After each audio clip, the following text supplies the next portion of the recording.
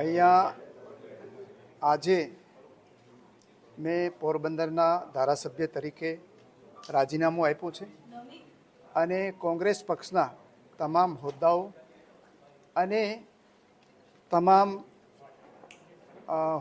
અને પ્રાથમિક સભ્યપદેથી પણ આજે રાજીનામું આપ્યું છે. કોંગ્રેસમાં હું 1982માં જ્યારે મારો વિદ્યાર્થી કાળ હતો એ વખતે જોડાયો હતો. પોરબંદર તાલુકા યુવક કોંગ્રેસથી શરૂ કરીને પોરબંદરના ધારાસભ્ય અને વિધાનસભા વિરોધ પક્ષના નેતા પ્રથમ ટર્મમાં જ હું બન્યો. એના પછી પ્રદેશ કોંગ્રેસનો અધ્યક્ષ તરીકેની પણ કપરા સમયમાં મેં વિરોધ પક્ષમાં રહીને જવાબદારી નિભાવી હતી અને જે કંઈ શક્તિ હતી એ મેં કોંગ્રેસ પક્ષને આપી હતી. પરંતુ છેલ્લા ઘણા સમયથી હું ગૂંગળામણ અનુભવતો હતો અને જે આશાએ અને જે કામ કરવા માટે હું કોંગ્રેસ પક્ષમાં આવ્યો હતો, ખાસ કરીને આપણે દેશને રાજકીય આઝાદી મહાત્મા ગાંધીજીની આગેવાનીમાં 1947માં મળી. પરંતુ મહાત્મા ગાંધીએ પોતે પણ કહ્યું હતું કે આર્થિક અને સામાજિક આઝાદી મેળવવા માટેનું ધ્યેય હજી પ્રાપ્ત કર્યું નથી. અને એ ધ્યેય માટે થઈને હું કોંગ્રેસ પક્ષમાં જોડાયો હતો અને એ મુદ્દાને જ કારણે મને પોરબંદરમાંથી મત વિસ્તારમાંથી ત્રીજી વખત ચૂંટીને મોકલ્યા છે. પ્રજાની અપેક્ષાઓ હોય છે કે ચૂંટાયેલા ધારાસભ્યો હોય કે રાજકીય પક્ષોના કાર્યકર્તા હોય એ પ્રજાના જે જીવનની અંદર પરિવર્તન લઈ આવવાનું કામ કરે અને પ્રજાની સાથે જોડાયેલા રહીએ. પરંતુ છેલ્લા ઘણા વર્ષોથી કોંગ્રેસ પક્ષમાં આ સામાજિક પરિવર્તનની જે ભૂમિકા હતી, ખાસ કરીને આર્થિક અને સામાજિક બદલાવ લઈ આવવાનું, એ મને લાગ્યું કે હું આમાં કરી શકીશ નહીં. એટલે ખૂબ જ ભારે હૃદયે, કારણ કે આટલા વર્ષ સુધી એટલે છોડવું ખૂબ મુશ્કેલ હતું.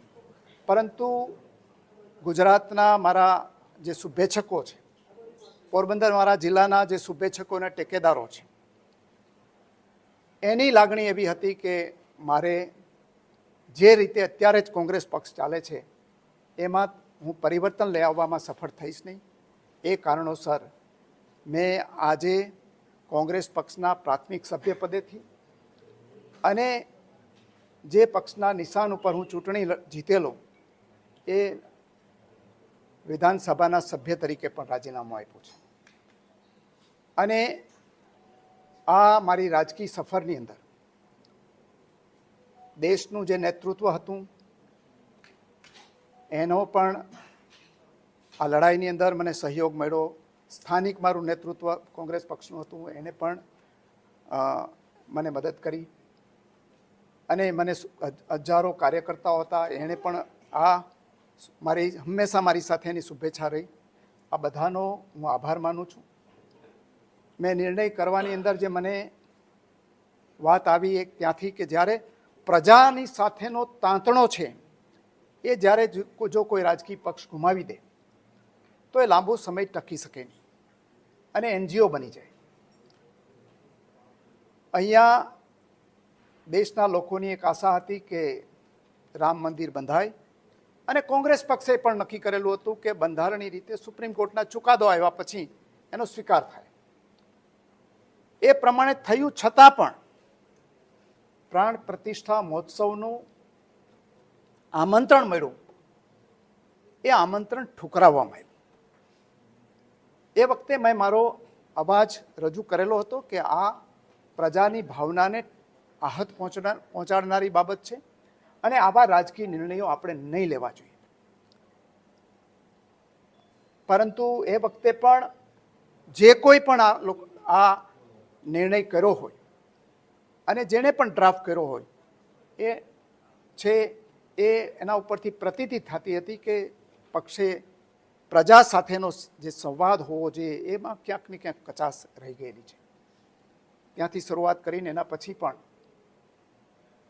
આ બધી બાબતો વારંવાર મેં સમજાવવાની અથવા તો મારો સંદેશ પહોંચાડવાની કોશિશ કરી હતી, પણ એમાં મને સફળતા મળી નહોતી.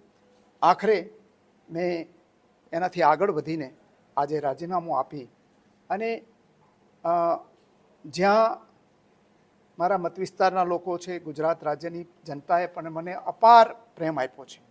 ગુજરાતે હંમેશા સક્ષમ નેતૃત્વ આપ્યું છે.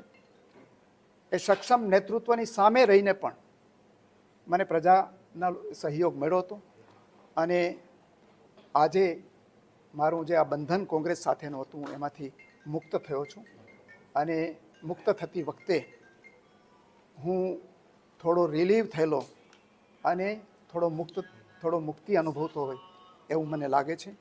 હવે મારા રાજકીય જીવનની નવી શરૂઆત હું બધા મિત્રોને પૂછીને કરવાનો છું અને એ વખતે હું આપને બધાને આ બાબતે વિશ્વાસ કરું.